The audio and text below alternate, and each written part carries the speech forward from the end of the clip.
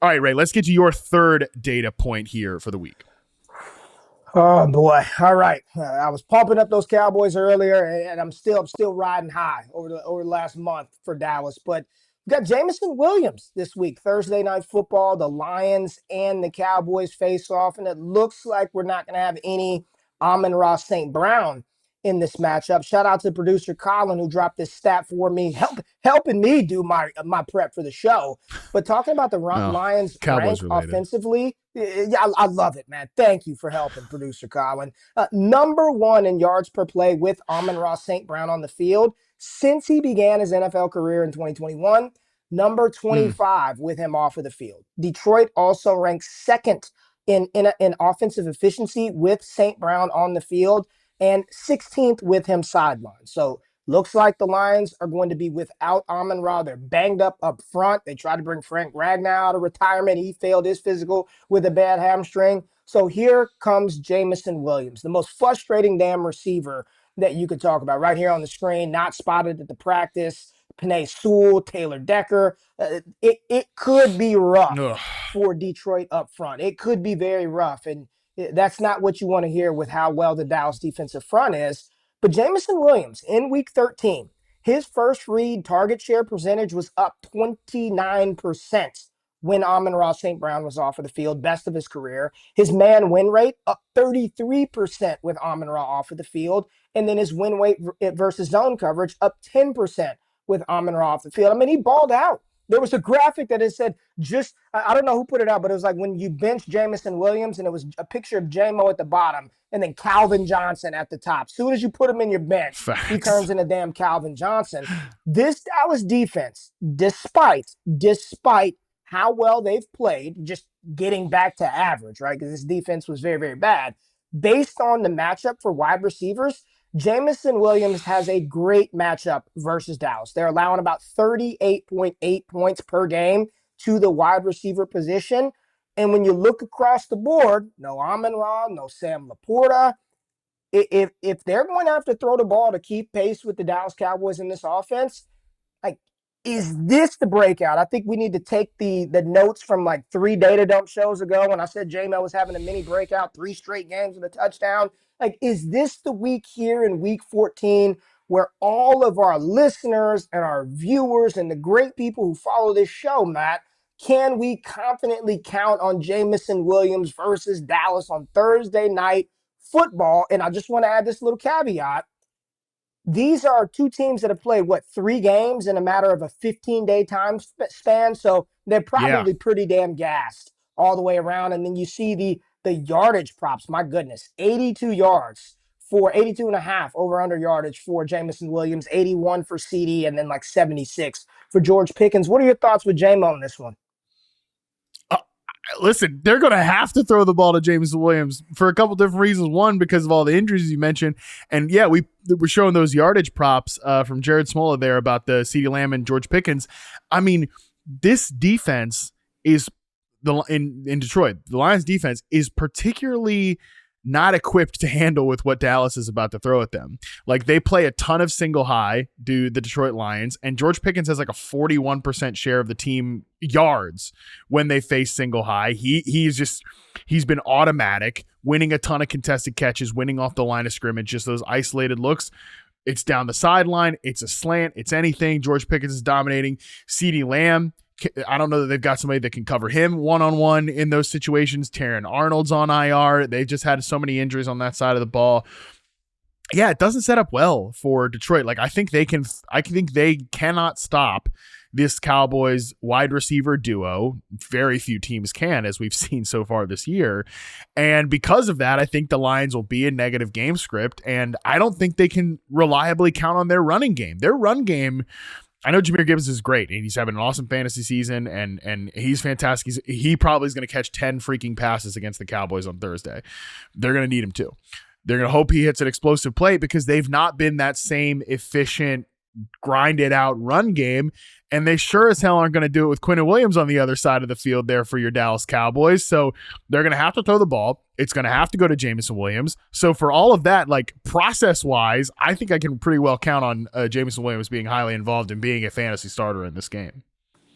Yeah, I'm with you. I think the game script it's going to lend that way. You see right here, Terrion Arnold, season-ending shoulder surgery, so he's out. They're not good. I mean, the same matchup data that I was referencing for Jameson Williams and the 38 points per game that Dallas is allowing over the last 4 games, the wide receivers. Well, number one on that list is CeeDee Lamb with the most favorable matchup because Detroit's given up Ugh. more fantasy points to the damn receiver over the last month than any other team, or that's how bad it's been. I'm hopeful, Matt Harmon, that we don't get to this game and it's Gibbs getting all this work and then Isaac Tesla catching touchdown passes or doing something wonky like this. Just Well, it's Thursday night. It's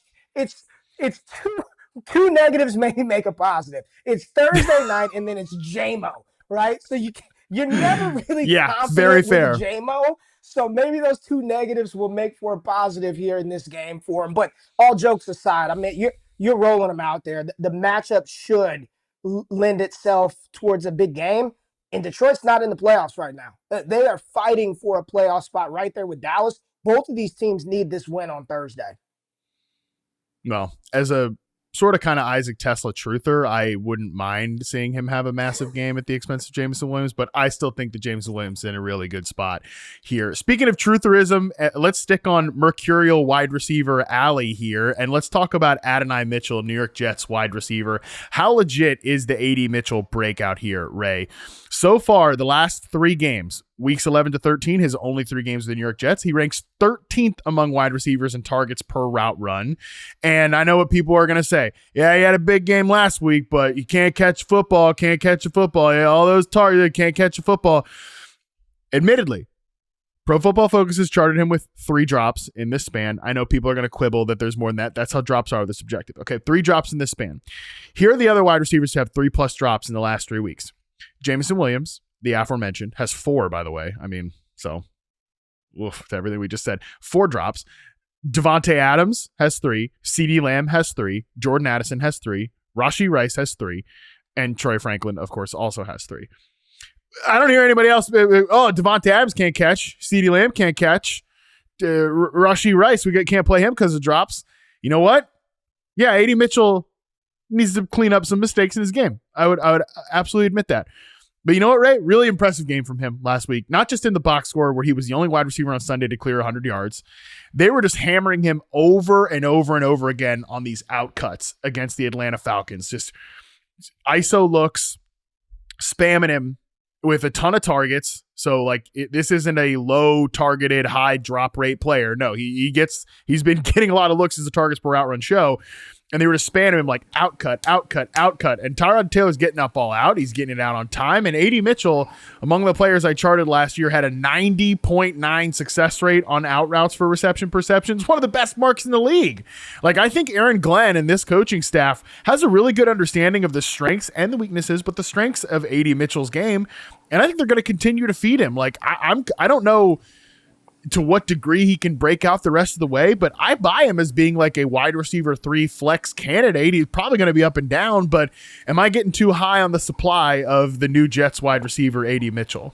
I don't think so. Pass some my way. Shoot, I like what you're selling right now. I pass some this way. I mean, I'm looking at just the usage. I'm looking at the Trinity since week 11. I did not go to the Jets. I mean, Adonai Mitchell 7.62. The next closest is Mechie right around 6. So he is being utilized in this offense phenomenally.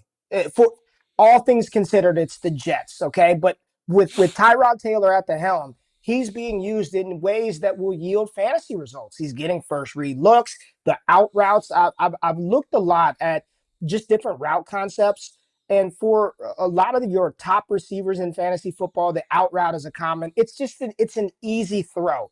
You've got protection with the sideline. You should be targeted on out routes. And then he is able to win vertically down the field. And I know you were watching it just like I was watching it, Matt.